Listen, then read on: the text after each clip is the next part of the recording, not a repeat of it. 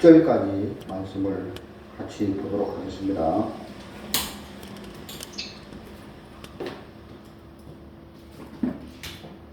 네, 다 찾으셨으면 제가 읽어드리도록 하겠습니다. 누가복음 17장 신약성경, 제가 가진 성경은 124쪽입니다. 누가복음 17장 1절로 10절까지입니다.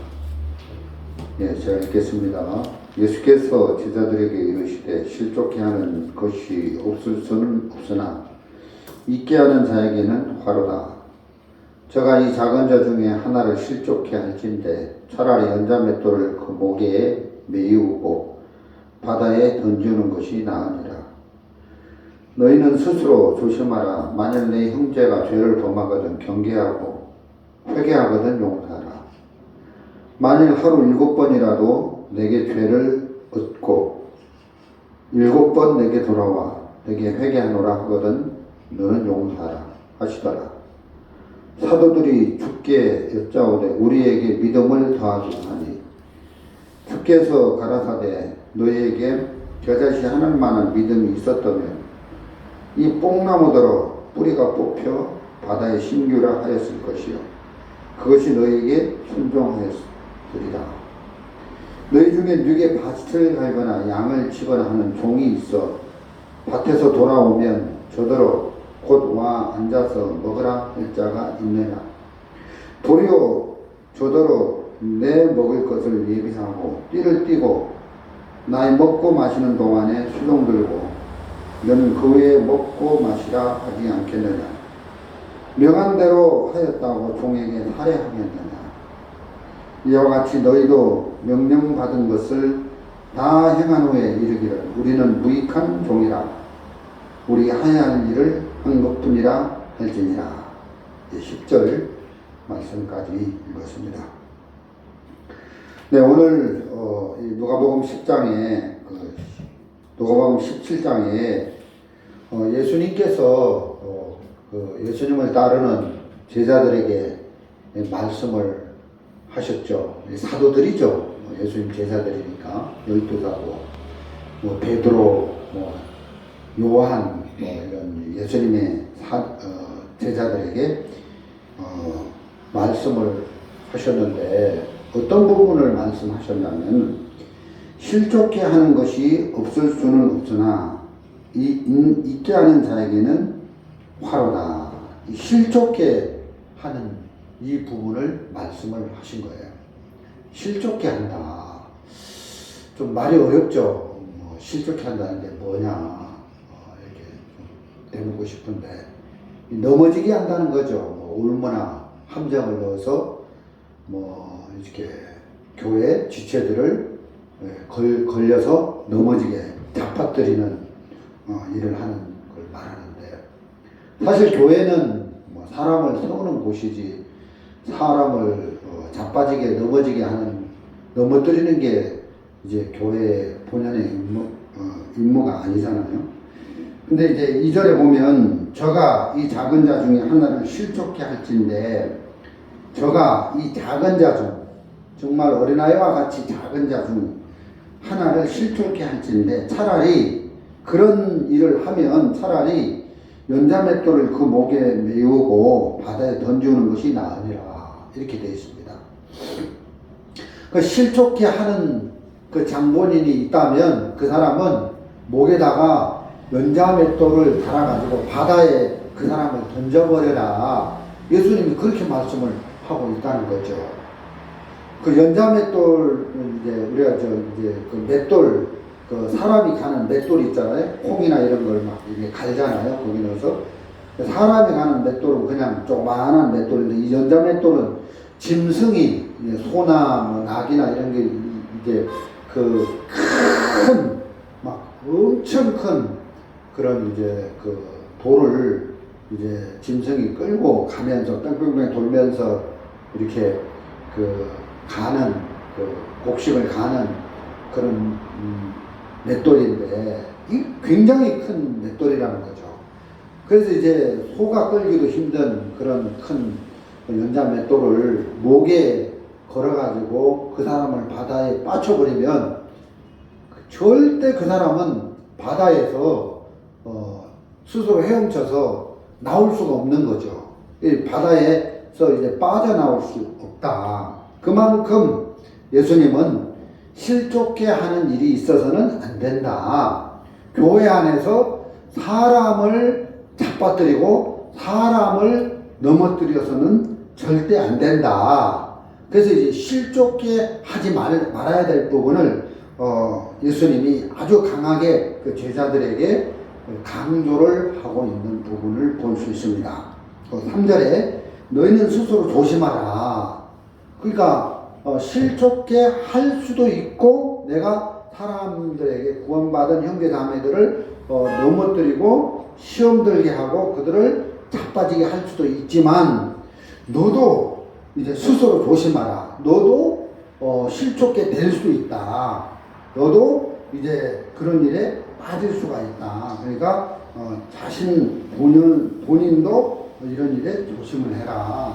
이렇게 예수님이 제자들에게 지금 말씀을 하고 있습니다. 그리고 이제 3절 만일 내 형제가 죄를 범하거든 경계하고 회개하거든 용서하라. 만일 하루 7번이라도 내게 죄를 얻고 7번 내게 돌아와 내게 회개하노라 하거든 너는 용서라 하시더라. 이게 무슨 말입니까?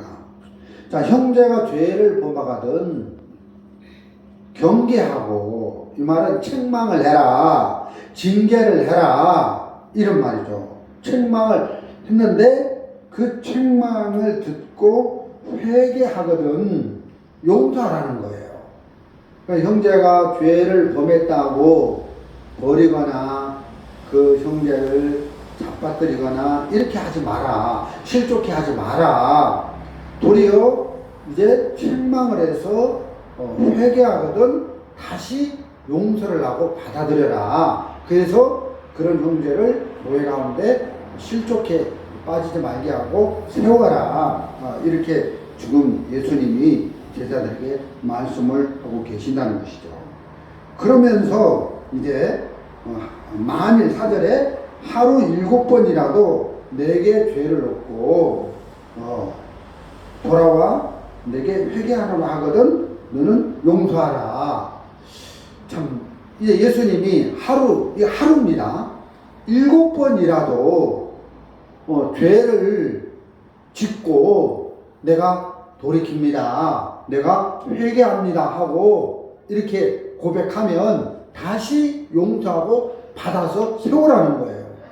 이게 뭐 1년에 7번도 아니고 한 달에 7번도 아니고 일주일에 7번도 아니고 하루에 7번. 그럼 예를 들어서 아침 8시에 형제가 죄를 범했는데 이제 돌이키는 거라. 아이고 저 형제님 목사님 제가 교회에 못할 짓을 했습니다. 저 지체에게 참 해서는 안 될 말을 했습니다. 내가 이제 잘못됐다는 걸 뉘우치고 돌이킵니다 하고 돌아와서 이제 회개하면 받아라 용서하라 이렇게 돼 있는 거예요. 그래서 이제 교회가 용서해주고 또 지체들이 용서해줬는데 또 9시에 또 이제 죄를 범하고 와가지고 또 아유 형제님 미안합니다 하면 용서하라는 거예요. 그 용서해줬는데 또 10시에 또 죄를 짓고 와가지고 그렇게 하면 또 용서하라는 거예요. 사람이 생각할 때 그렇잖아요. 저 형제가 죄를 범하고 1시간 만에 또 죄를 짓고 또 이렇게 하는데 가식적으로 마음을 바꾸는 척 하는 거 아니야? 그럴지라도 예수님은 하루에 7번씩 용서하라는 거예요. 자, 이게 사람으로서는 가능하겠습니까? 이게 사람으로서는 절대 견딜 수 없고 받을 수 없다는 거예요.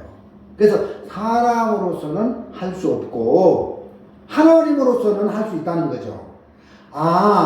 하나님, 내가 저 형제를 바꿀 수 없습니다. 내가 저 형제를 받을 수 없습니다. 그래서 저 형제를 하나님께 맡깁니다. 하나님이 이끌어 주십시오.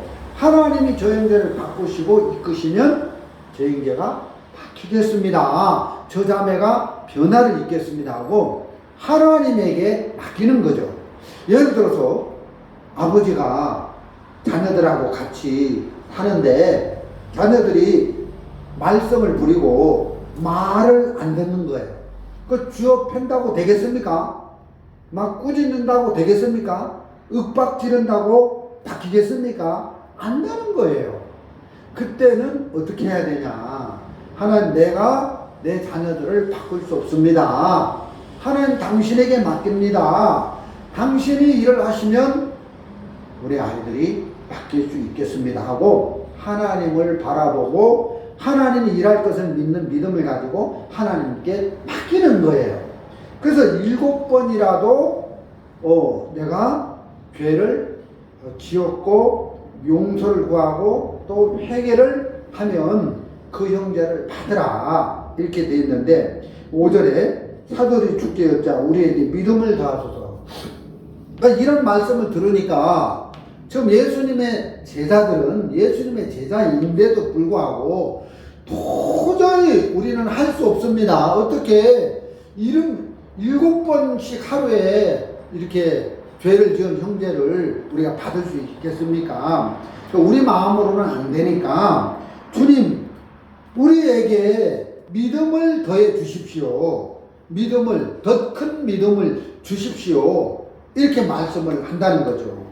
그러니까 예수님이 뭐라고 하냐면은 6절에 주께서 가라는 너에게 겨자씨 하나만한 믿음이 있었다면 이 뽕나무더러 뿌리가 뽑혀 바다에 심기하였을 것이요 그것이 너희에게 순종하였으리라.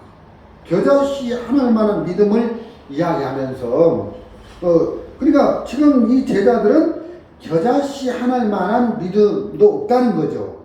이 겨자씨는 아주 작은 건데 작은 씨앗인데 이게 심긴 다음에는 이 씨앗에 생명력이 있기 때문에 굉장히 큰 나무로 자라는 거예요. 생명력이 있어서. 근데 이제 예수님이 이렇게 말씀하시는데 저는 이렇게 말씀도 할 수 있지만 이 믿음을 더하소서 제자들이 말할 때 예수님이 그 믿음을 이렇게 넣어주는 이런 부분에 있어서 이런 생각을 해보는 거예요. 이거는 마음에서 어떤 마음의 구조가 만들어졌을 때 믿음이 형성되는데 예수님에게 제자들이 예를 들어서 지혜를 더하소서 하면 예수님 안에 있는 지혜를 그냥 주면 돼요. 능력을 더해 주십시오 하면 예수님이 가지고 있는 능력을 주면 되는데 솔로몬이 마치 지혜를 구했을 때 그 지혜를 하나님이 솔로몬에게 넣어주니까 솔로몬이 지혜로운 왕이 됐던 것처럼 그러나 이제 믿음은 어떻게 해서 생기느냐 하면 이제 그 로마서에 보면은 믿음은 들음에서 나오고 들음은 그리스도 예수의 말씀으로 말미암아 되어지느니라 이렇게 기록되어져 있는데 그러니까 하나님의 말씀을 들음으로 예수님의 말씀을 들음으로 믿음이 생겨난다는 거예요. 믿음이. 그러니까 믿음은 그냥 생기는 게 아니에요. 이 믿음은 우리에게 있는 게 아니라 믿음의 주시어 온전케 하시는 예수를 바라보라. 그러니까 믿음은 예수님이 가지고 있는 건데 그 예수님의 말씀을 듣다 보면 믿음이 우리에게 흘러 들어오는 거예요. 그래서 믿음이 생기는 거죠. 그러니까 없던 믿음이 예수님의 말씀을 들음으로 생기는 거예요. 예를 들어서 제 아내가 깜깜한 밤에 시골에서 길을 가는데 저쪽에 보니까 새카만 옷을 입고 이상한 남자가 저쪽에서 무슨 쇠고챙이 딱 들고 막 걸어오고 있는 거예요. 그러면 제 아내가 얼마나 두려운 마음이 생기겠어요.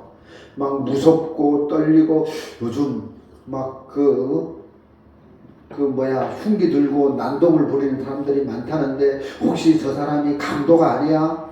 저 폭군이 아니야? 막 그러는데 이게 저쪽에서 이렇게 거뭇거뭇한 사람이 자기를 향해서 막 걸어오는데 자세히 보니까 남편이라.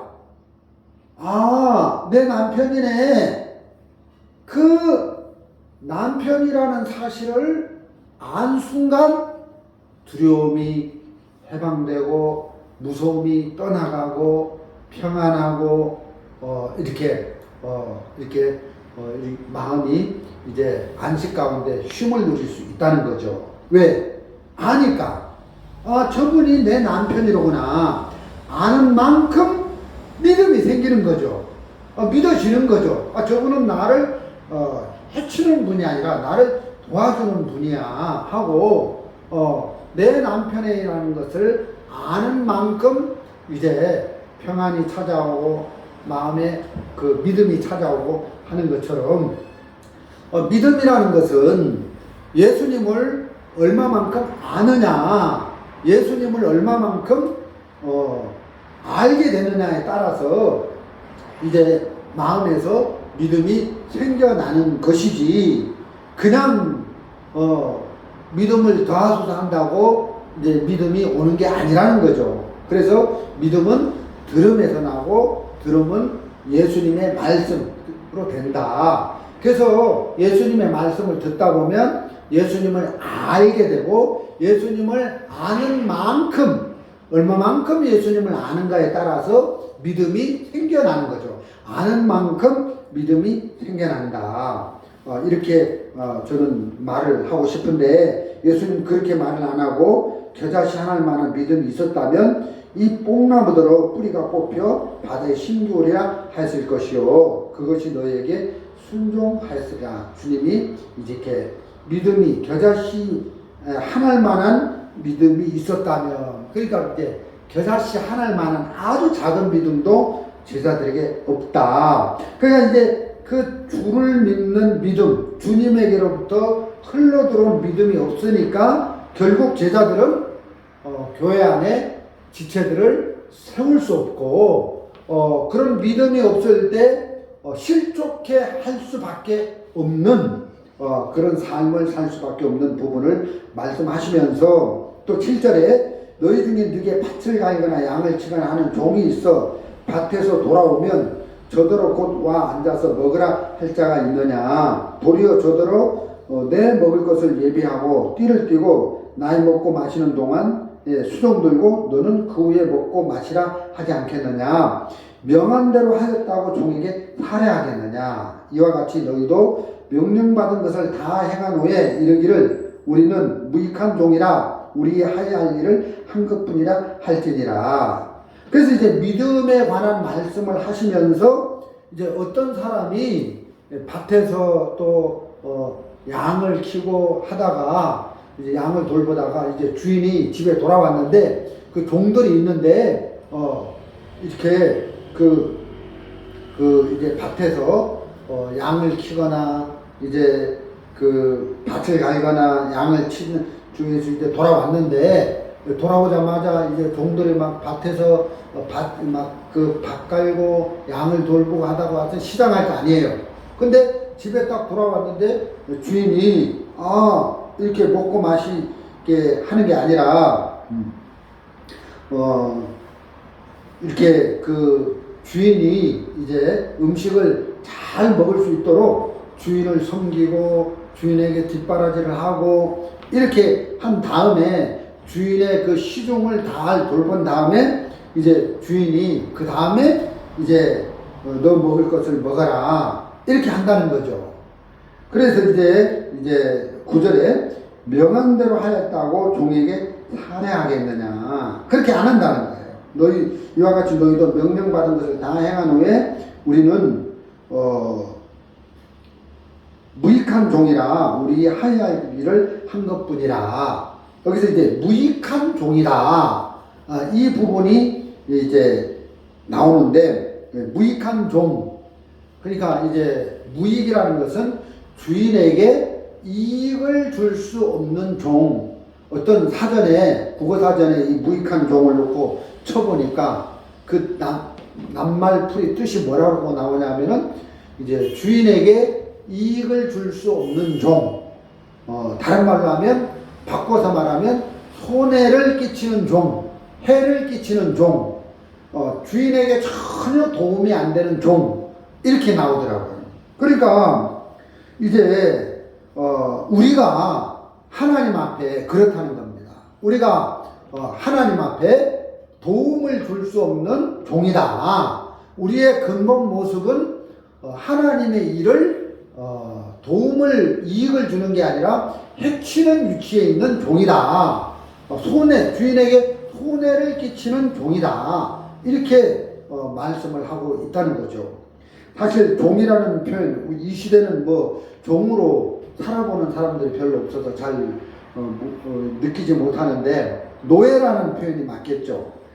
이렇게 정확히 말하면 우리가 구원을 받고 나면 우리는 주님에게 속한 노예다. 주님에게 속한 종이다. 주님에게 속한 물건이다. 도구다. 이렇게 표현을 할 수가 있겠습니다. 자, 예를 들어서 어떤 사람이 밥을 먹고 나니까 그릇을 설거지 통에 놓고 막 씻는 거예요. 근데 그릇이 더러운 밥티 묻은 막 음식 찌꺼기 묻은 그 먹고 남은 그 음식 찌꺼기들이 막 널려 있는 그런 그릇이 있잖아요. 그 그릇이 이제 싱크대에 들어가 있는데 이제 주인이 그 그릇을 싱크대에 넣고 안 씻어주면 그 그릇은 그대로 더러운 속에 있는 거예요. 그래서 씻어서 이제 그 찬장에 넣어주면 깨끗한 그릇이 되고 하는데, 어느 날 이 그릇이 주인에게 따지는 거라. 왜 나를 더러운 이렇게 씻지 않고 싱크대 통 안에 집어넣습니까? 나를 깨끗이 씻어서 저 진열대 위에다가 반짝반짝 빛나게 해서 잘 진열해 주십시오 하고 주인을 원망하고 주인을 이렇게 좋게 생각 안 하고 그러면 그거는 이 그릇이 도구가 되지 않는 거죠. 이 그릇은 주인이 쓰는 도구라는 거죠. 도구는 그냥 주인이 쓰면 그냥 쓰임 받는 거고, 주인이 안 쓰면 그대로 그냥 찬장에 한 달이든 두 달이든 1년이든 그대로 이렇게 보관되어 있는 거죠. 주인이 써주지 않으면 아무것도 아니에요. 그래서 그게 이제 도구라는 거죠. 우리가 바로 우리의 위치가 무익한 종이다. 우리는 주님이 도구다. 주님 우리를 써주시면 쓰임 받는 거고, 안 써주시면 그대로 어떤 위치에서 꼼짝 않고 그대로 있는 것이다. 주인에게 어떤 능력이 있거나 주인에게 어떤 이렇게 권한이, 그 도구에게 능력이 있거나 도구에게 어떤 권한이 있는 게 아니다. 도구는 아무것도 능력이 없다. 우리가 주님 구원받은 우리는 주님의 도구다. 주님의 물건이다. 이 주인에게 속한 그릇이다. 주인에게 속한 노예다. 이런 표현을 지금 17장 10절에서 하고 있습니다. 우리는 무익한 종이다. 이렇게 말씀을 하고 있다는 거죠. 근데 사람들이 이런 위치에 있지 않고 뭘 좀 쓰임받고 나면, 뭘 좀 잘하고 나면 막 날려요. 그리고 뭘 좀 했다 이런 마음이 들면 막 날린다는 거죠. 근데 진짜 자기의 모습을 알지 못하고 그렇게 사는 사람들이 좀 너무 많다. 마음을 높이고 쓰임받은 것에 자기에게 무슨 큰 능력이 있는 것처럼 자기를 교만한 위치에 높여서 살기 때문에 믿음을 배울 수 없다. 그런 마음이 드는 겁니다. 예를 들어서 이제 이렇게 그 복음을 어떤 구원받은 자매님이 자기 아버님이 일반교회 그 장로교를 다니는데 복음을 전해줘도 듣기 싫다 하고 안 듣겠다 하고 이제 거절하는 거야. 그런데 이제 어느 날 그 아버지가 탄광에서 이렇게 그 직업이 그 탄광촌에서 일하는 그 분인데 탄광이 무너져가지고 온몸이 이제 뼈가 다 분질러지고 그래서 통기부스를 해가지고 병원에 입원해 있는 거예요. 그래서 이제 이 딸 자매님이 구원받은 딸 자매님이 가서 복음을 전했는데 이 복음이 잘 들어가더라는 거죠. 그래서 이제 이 아버님이 구원을 받는 거예요. 제가 무슨 얘기를 합니까? 이제 마음이 무너지고 마음이 깨지니까 옥토가 되는 거죠. 흙으로 말하면 옥토가 되는 거죠. 옥토가 되니까 이 복음의 말씀이 그대로 흘러 들어가더라. 정말 누가복음 17장 10절에서 무익한 종이 되니까, 유익한 종이 아니라 쓸모없는 무익한 종이 되니까 말씀이 그대로 들어가더라. 그래서 이제 믿음이 형성되는 단계가 무익한 종의 위치에 있을 때, 쓸모없는 위치에 있을 때 그게 가능하다.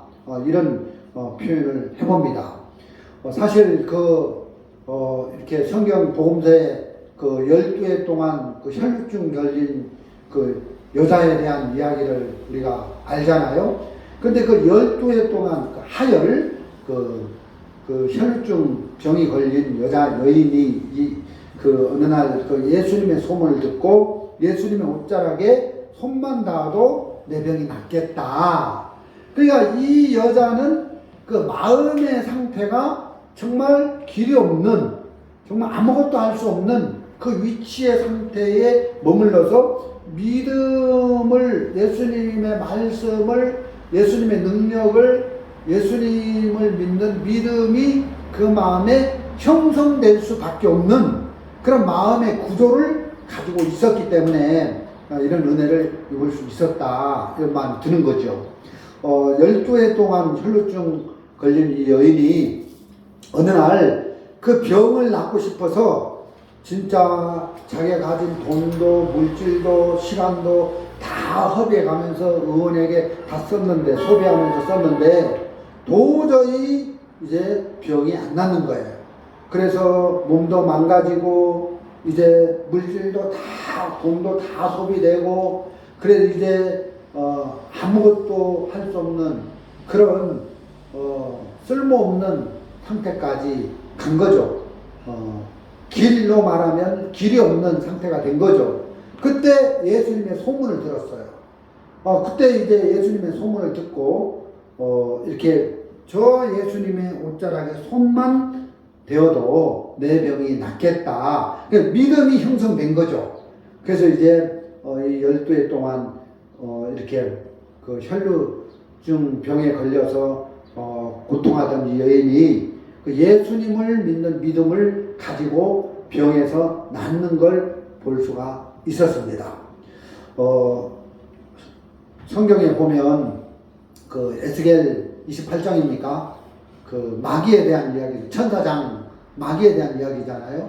하나님이 천사장을 만들 때 진짜 보석을 가지고 아주 정말 멋있게 아름답게 만들고 나니까 교만해져 가지고 보석으로 꾸며 가지고 덧입었잖아요. 그러니까 이제 하나님을 대적하고 이제 하나님을 거스리고 이렇게 하던데, 사실 우리 인간은 창세기에 보면 한 줌의 흙으로 사람을 만들었잖아요. 한 줌의 흙인데, 그리고 이제 벌거벗은 상태로 만들어졌는데, 그것은 인간은 무가치하다, 한 줌의 흙이다, 무익하다, 아무 능력이 없다, 아무런 힘이 없다, 이런 한 줌의 흙, 그런 아무것도 아닌 인생, 그런 위치에서 이제 우리가 하나님의 능력을 흘러받고 살 수 있도록 만들었다는 거죠. 그게 이제 인간의 모습인데, 마귀에게 속아서 마음을 높이고 그러는데, 사실 성경에서는 야곱을 너 지렁이 같은 야곱아, 이렇게 말씀하고 있고, 벌레 같은 사람을 벌레에 비유하고, 진짜 지렁이, 벌레, 그럼 아무것도 아닌 그게 이제 우리 인간의 모습이다. 그래서 우리가 정말 이런 무익한 상태에 있을 때 유익하신 예수님을 받아들여서 살 수가 있는 거죠. 에스겔 15장에 보면 포도나무 이야기가 나오는데 그 이스라엘 백성들에 대한 이야기죠. 이스라엘 백성들은 포도나무 가지다, 포도나무다. 여러분 생각해 보십시오. 이 포도나무가 어떤 목재에 쓸 수 있습니까? 포도나무는 가늘잖아요. 진짜 어떤 목재에도 쓸 수 없잖아요. 포도나무로 무슨 뭐 의자를 만들 수 있습니까? 포도나무로 뭐 테이블을 만들 수 있습니까? 포도나무로 무슨 문을 만들 수 있습니까? 포도나무는 아무 목재로서 가치가 없다. 쓸모없는 나무다. 근데 그 에스겔 15장에 나오는 포도나무는 불에 탔어요. 불에 그슬려졌어요. 그러면 불에 그슬려진, 불에 탄 이 포도나무 가지를 어디다 쓸 수 있느냐? 이 포도나무 가지가 불에 타기 전에도 목재로서의 그 가치는 0%인데 그런 목재로서 가치가 없는 포도나무가 불에 그슬렸을 뿐만 아니라 불에 탔다는 거죠. 그럼 불에 탄 포도나무 가지는 목재로서 가치는 0%다. 이게 무익하다. 쓸모없다. 사실 이게 이 불에 거슬린 포도나무 가지를 이스라엘 백성 이야기도 되지만 구원받은 우리의 이야기도 된다. 우리는 가치 없는 무가치한 인생이다. 내가 이렇게 황용성 목사가 주일날 오전에 이렇게 강대상에 서서 말씀을 막 전하는데, 예를 들어서 말씀 전하고 내려가니까 어떤 형제님이 오셔가지고 목사님 너무너무 고마워요. 저에게 이런 말씀을 전해주셔서 너무너무 고마워요. 감사해요. 그러면 그 이야기를 듣고 내가 마치 뭘 좀 유익한, 형제들에게 교회에 유익을 끼치는 유익한 종으로 생각한다면 그건 마귀에게 속은 거다. 나는 교회 안에 쓸모없는 무익한 위치에 있는 종이다. 이런 마음이 들어지는 거죠. 사실 우리가 교회 안에서 유익한 위치에 있다면, 유익하다면 그건 내가 유익한 게 아니라 우리가 구원받을 때 우리 안에 들어오신 예수님, 그 예수님 때문에 우리가 유익한 것이죠. 그래서 뭐 설교를 잘했다든가 뭐 교제를 잘했다든가 복음을 잘했다든가 할 때 이건 황용석 목사가 설교를 잘한 게 아니라 복음을 잘하고 뭐 이렇게 하는 게 아니라 내가 구원받을 때 내 안에 들어오신 예수님이 일을 하신 것이다. 이건 예수님의 솜씨다 하고 사람들에게 내가 설교를 잘한 게 아닙니다. 내 안에 계신 예수님이 이렇게 가치를 보이신 것입니다 하고 예수님의 가치를 높여야 된다는 것입니다. 아주 오래전에 어떤 화가가 그 돌집에 그 초대를 받았는데 다른 사람들은 돌잔치 집에 가는데 뭐 목걸이도 선물로 주고 돌반지도 선물로 가지고 가는데 이분은 그냥 빈손으로 간 거예요. 그 자기도 돌집에 가서 그 돌잔치 하는데 선물을 하나 주고 싶은데 옆에 어떤 아이가 부채를 가지고 막 놀고 있더래요. 뭐 부채 그거 뭐 한 뭐 3,000원짜리 5,000원짜리도 안 되는데 그래서 그 부채를 나한테 줘봐 하니까 그 아이가 주더래요. 그래서 그 유명한 화가가 그 부채에다가 그림을 딱 그리고 이제 그 화가 사인을 해서 이제 그 돌잔치 하는데 거기 이제 선물로 줬다는 거죠.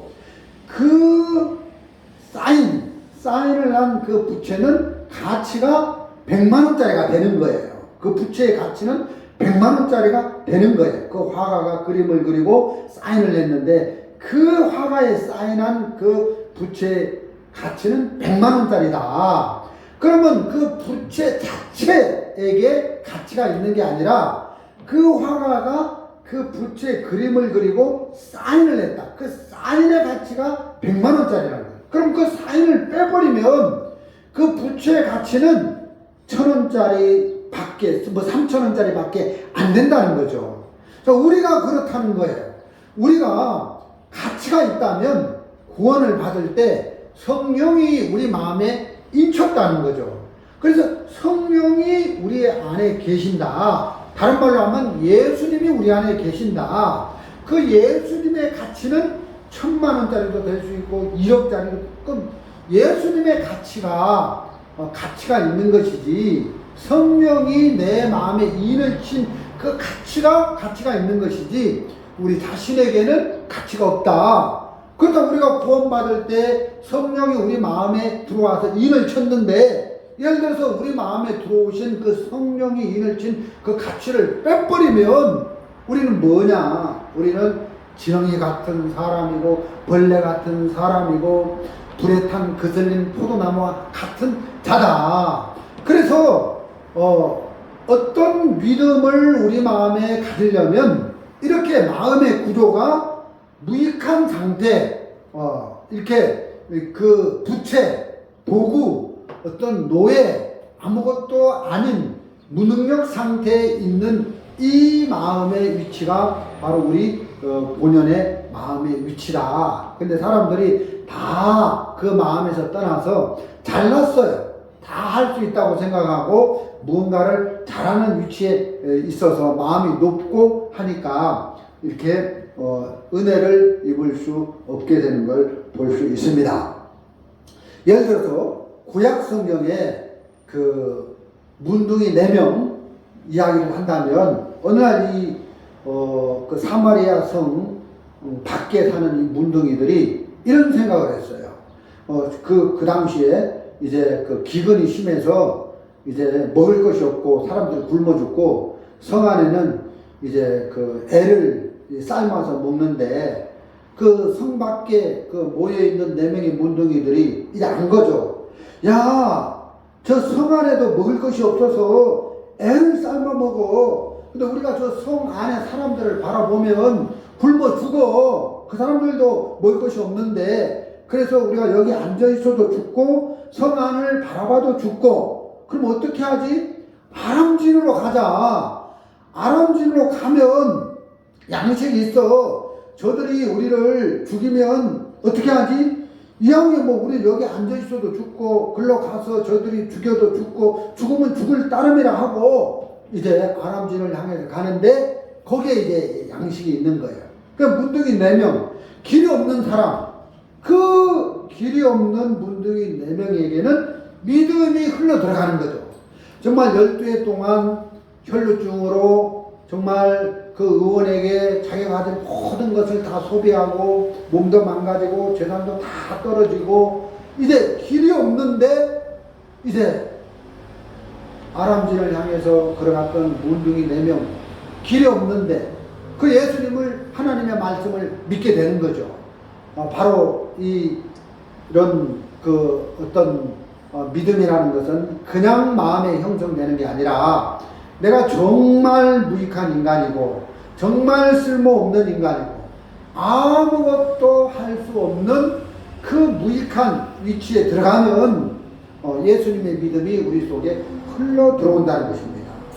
그래서 누가복음 17장, 예수님이 이 제자들에게 실족해 하는 일이 있어서는 안 된다 하면서, 이제 그 너희들에게 겨자씨만한 믿음이 있었다면, 이런 말씀을 해주면서 이렇게 제자들에게 이제 무익한 종이다, 이런 이야기를 해주시는데, 사실 그 앞에 보면 15장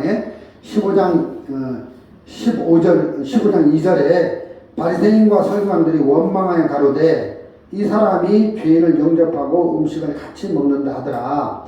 사실 이제 누가복음 17장까지 오기 전에 이제 15장에 탕자의 비유가 나오고, 되찾은 그 양의 비유가, 100마리 양이 있는데 이제 한 마리 양을 잃어버렸는데 찾은 그런 이야기를 나오고, 또 되찾은 드라크마 이야기가 나오고, 이제 하다가 이제 탕자 이야기가 나오고, 이제 옳지 않는 청지기 비유, 율법과 하나님 나라 하다가 이제 이 지금 17장에 이제 그 무익한 종 이야기가 나오지 않습니까? 근데 이제 왜 예수님이 이런 무익한 종에 대한 이야기를 하셨느냐면 예수님 당시에 예수님이 이제 그 세리와 죄인들하고 같이 이제 지냈는데 이 바리새인들과 서기관들은 원망을 했다는 거예요. 가운데 이 사람이 죄인을 영접하고 음식을 같이 먹는도다. 사실 예수님이 죄인하고 같이 있었던 게 아니라 정확히 말하면 이 죄인들이 이제 예수님을 받아들인 거죠. 그래서 예수님을 메시아로 받아들이고 흘러갔는데 아주 자연스럽게 된 거죠. 그래서 이제 죄인이라야 예수님을 흘러받는 거죠. 흘러받고 메시아를 구세주로 여기고 이제 구원을 받고 죄사함을 받고 이런 믿음을 소유할 때 이런 일들이 가능하게 되는데, 근데 이제 바리새인과 서기관들은 원망했다는 거예요. 어떻게 예수님이 저렇게 더럽고 추잡한 죄인들하고 같이 음식을 먹고 하느냐. 그러니까 이제 바리새인들과 서기관들은 마음이 높은 위치에, 그 무익한 위치에 있는 게 아니라 뭔가 할 수 있다는 높은 위치, 교만한 위치에 있으니까 예수님을 판단하는 거죠. 예수님을. 그래서 이제 원망하고, 이런 높은 위치에 있는 바리새인과 서기관들의 마음에는 예수님을 믿는 믿음이 형성될 수가 없는 거죠.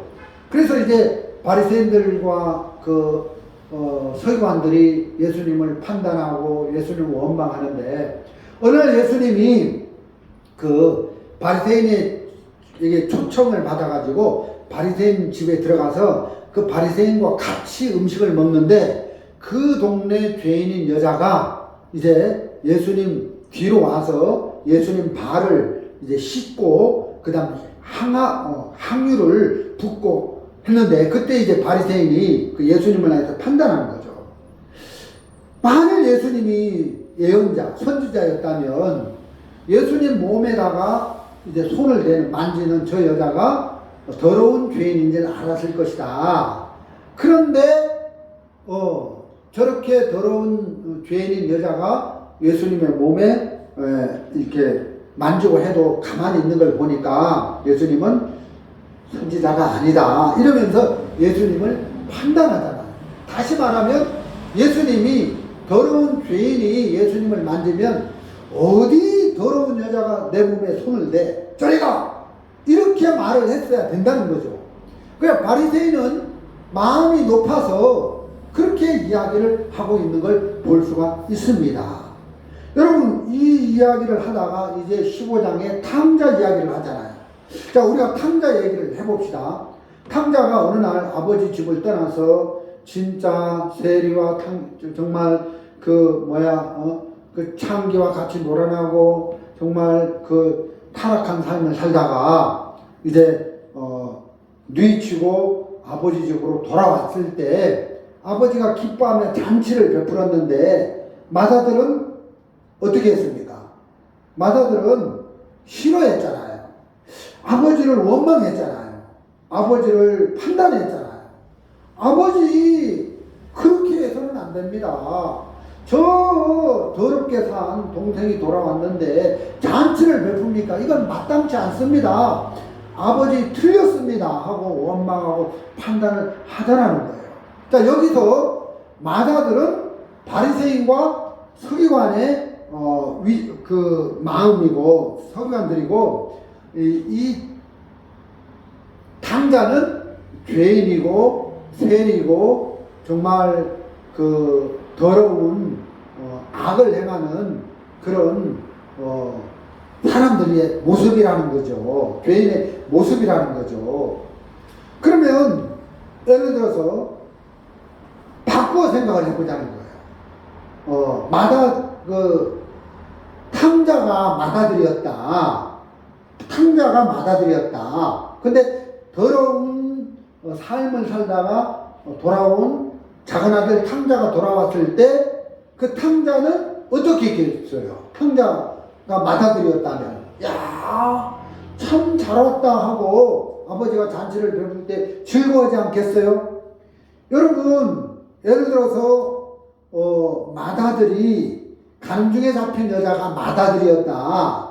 그러면 탕자가 개판치고 살다가 아버지 집으로 돌아왔을 때 아버지가 잔치를 했다. 그러면 가는 중에 잡힌 여자가 맏아들인데 가는 중에 잡힌 여자에게 가서 물어보자고요. 야, 네 동생 탕자가 개판치다가 돌아왔는데 아버지가 잔치를 베푼다. 그러면 가는 중에 잡힌 여자가 안 됩니다 하고 아버지를 원망하고 막 그렇게 하겠어요? 아버지 따봉, 아버지 최고입니다, 아버지 만세 그러면서 기뻐하고 그러지 않겠어요? 그렇게 된다는 거죠. 여러분, 진짜 이 간중에 잡힌 여자는 나도 옛날에 내 동생 탕자처럼 더럽고 추하고 악하게 살았어. 그래서 간중에 잡힌 이 여자가 맏아들의 위치에 있다면 더럽고 추하고 악을 행하다가 돌아온 탕자를 봤을 때 아버지를 원망하고 못마땅하게 막 이렇게 생각하면서 잔치 베푸는 걸 취소시키고 그 탕자를 쳐다보지도 않고 안아주려고도 안 하고 정말 밀치고 이렇게 안 했을 거라는 거죠. 자, 무슨 얘기입니까? 여러분, 예수님이 이 누가복음 17장에서 제자들에게 실족해 하는 일이 있으면 차라리 연자맷돌을 목에 달고 바다에 빠치우는 게 나으리라. 그 사람은 바다에 절대 못 올라오는 거죠. 그 형제를 실족해 하지 마라. 그러니까 이제 그 탕자가 죄를 짓다가 아버지 집에 돌아왔는데 맏아들은 실족해 하는 거예요. 그 동생을 세워주지 못하는 거죠. 정말 집안에 정말 다시 돌아옴을 기뻐하면서 자기 동생을 세워주고 그 동생이 정말 잘 되도록 이끌어주고 이렇게 못하고 그 동생을 실족해 하고 넘어지게 하는 일을 하더라. 자, 여기 이제 바리새인과 서기관들은 죄인들을 넘어지게 하고 죄인들을 세워주는 일을 못하더라. 왜? 근본 마음이 높은 위치에 가 있어서 예수님의 마음을 흘러받지 못하니까 교회 안의 지체들을 못 세워주는 일을 하더라. 이게 바로 우리 이야기라는 거죠.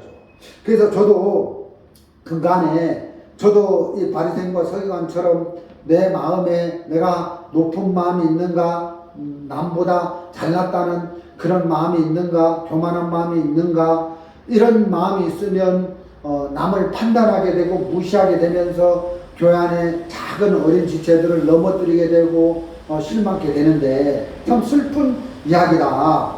언젠가 우리 아들이 그러더라고요.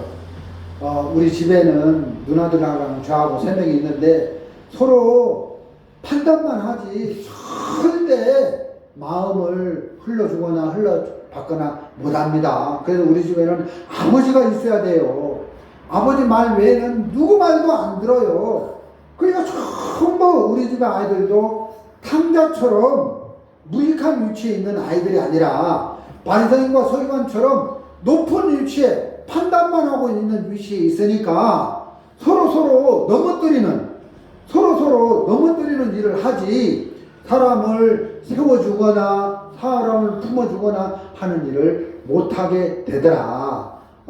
이런 부분을 좀 생각해 보면 참 가슴이 아플 때가 많다는 거죠. 저도 마귀에게 속아서 정말 한 줌의 흙으로 만든 이 인간, 저 벌거벗은 상태로 지어진 이 인간, 정말 하나님의 도움을 입지 않으면 아무것도 아닌 인생이 뭘 할 수 있습니까? 우리의 근본 모습은 1,000원짜리 부채밖에 안 된다. 구원을 받고 성령의 인치심을 받았기 때문에 그래서 우리가 가치가 있는 것이지, 그건 내가 가치가 있는 게 아니라 내 안에 성령이 인쳐주신 그분 때문에 내가 가치가 있다. 그분을 빼버리면 나는 아무것도 아니다. 이게 진짜 우리의 모습이고, 우리가 교회 안에서 이런 모습으로 우리가 삶을 살아가야 된다. 이런 부분을 좀 같이 이야기를 하고 나누고 싶은 마음이 있습니다. 사실 우리는 불에 거슬린 포도나무 가지다. 포도나무가 정말 멀쩡할 때도 목재로 쓸 수 없는데 불에 다 거슬렸는데 어디다 쓰겠냐. 불에 거슬린 포도나무로 못을 만들 수 있냐. 아무것도 할 수 없다. 이거는 목재로서는 가치가 0%다. 아무것에도 쓸모없는 그런 불에 거슬린 포도나무 가지가 이스라엘 백성들의 이야기도 되지만 구원받은 저와 우리의 이야기도 된다. 그래서 우리의 진짜 모습은 무익한 위치에 있는 것이다. 정말 주인에게 도움을 줄 수 없는 그런 모습이 우리의 모습이다.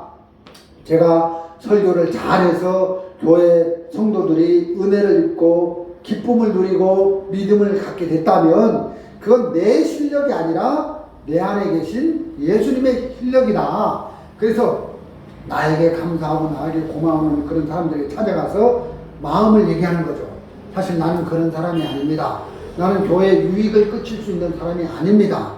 내가 나타나면 교회가 더러워지고 악해지고 교회 지체들이 넘어지고 실족해 됩니다. 그래서 나는 완전히 덮여지고 가려지고 내 안에 예수님이 나타나서 교회 지체들을 세우고 교회 지체들을 이끌고 교회 지체들을 복되게 행복하게 해주고 이런 일들은 예수님이 소관이고 예수님이 하시는 것입니다. 그래서 예수님이 지금 누가복음 17장에서 그렇게 말씀을 해주고 있습니다. 10장에 10절에 이와 같이 너희도 명령받은 것을 다 행한 후에 이르기를 우리는 무익한 종이라 우리의 하여야 할 일을 한 것뿐이라. 무익한 종이다. 우리 주인에게 도움을 줄 수 없는 무익한 종이기 때문에 정말 주인이 우리를 써주지 않는다면 아무짝에도 쓸모없는 사람입니다. 노예는 주인에게 속한 거잖아요. 그래서 주인이 써줄 때 쓰임을 받는 것이고 안 써줄 때는 아무것도 할 수 없는 거잖아요. 우리는 주인에게 속한 물건입니다. 여기 컵이 있습니다. 이 컵을 주인이 써줄 때 이 컵이 쓰임을 받는 것이지 이 물건이 스스로 물을 떠서 주인에게 여기까지 온 게 아니라 누군가 이 컵을 써주니까 이게 쓰임을 받는 것이다. 정말 주인이 써주지 않으면 그 자리에 천년이고 만년이고 만만년이고 그대로 쓸모없는 위치에 있을 수밖에 없는 게 물건의 모습이다. 그래서 우리는 구원받은 우리는 주인에게 속한 물건이다. 그래서 지금 제자들이 무익한 종입니다. 우리는 주인이 써주시면 감사하고 안 써주시면 아무 짝에도 쓸모없는 무익한 인생입니다 하고 영광을 주님에게 돌리면서 자기의 남은 때를 복되게 주님의 은혜를 입어서 살고 싶은 그런 마음의 세계를 형성하는 걸 볼 수가 있습니다. 저와 여러분도 이런 위치에서 정말 주님을 힘입어서 이렇게 주님으로 나타나야지 교회 안에서 나로 나타나면 사람들을 넘어뜨리는 일에 쓰임을 받게 된다는 거죠. 언젠가 교회에서 그러더라고요. 저 황 목사는 구원이 아닌 것 같아. 구원 받은 사람. 그래서 구원까지도 막 흔들면서 그런 얘기를 막 내가 들은 적이 있는데 사실 그런 얘기를 해서는 안 되죠. 사람을 실족해 하고 그 사람을 넘어뜨리는 이런 말을 함부로 할 때가 참 많은데 이렇게 말을 함부로 해서 그 사람을 넘어뜨리는 실족해 하는 이런 높은 마음을 나도 가지고 또 지체들에게 또 가족들에게 그렇게 할 수 있는 사람인데 이렇게 그런 것들을 늘 살펴보면서 혹시 더럽고 추한 내가 나타나서 사람들을 실족해 할까 이런 부분을 염두에 두고 오늘도 자기를 돌아보면서 쓸모없는 자기를 무익한 자기를 무너뜨리고 이런 우리 안에 찾아오신 예수 그리스도를 힘입어서 은혜를 입고 사시는 저와 여러분이 되셨으면 좋겠습니다. 오늘 말씀은 여기까지 전해드리도록 하겠습니다.